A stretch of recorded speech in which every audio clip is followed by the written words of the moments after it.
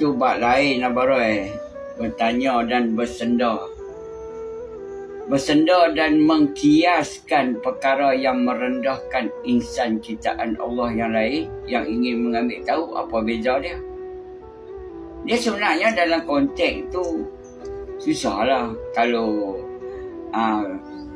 kucing nak lawan dengan gajah. Gajah sekali pijak je. Kan? Tapi kiasan yang diberi itu merendah dan terlalu menghina. Sedangkan orang bercakap melontarkan tak ada ilmu pengetahuan dia untuk mendapat pengisian tentang pengetahuan ilmu. Kan? Tapi orang yang berilmu tinggi, yang berfaham agama, dia takkan berbidai macam tu.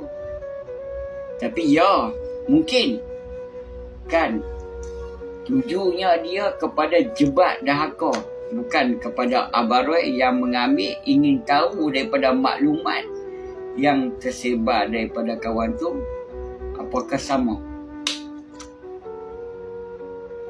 Kan? Sebab tu kena tengok video antara Abaroi dengan jebat tu ada beza tu. Kan? Cuma konteks Abaroi ni memang dari dulu Abaroi sampai konten Abaroi akan gelak. Apa-apa konten Abaroi akan gelak. Bukan gelak kepada P. Gelak cara Abaroi menyampai, Abaroi akan gelak. Tengoklah konten Abaroi apa-apa. Sebab Abaroi seorang pelawak. Sebab tu Abaroi digelar orang yang sikit-sikit bercakap, sikit-sikit gelak. Sikit-sikit bercakap, sikit-sikit gelak. Kan?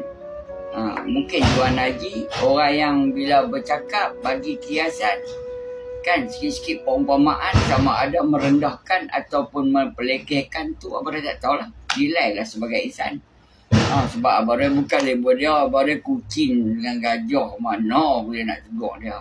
Kuit sekali orang pijak kemek dalam tanah. Namun hidup bukan mudah, hatimu keras.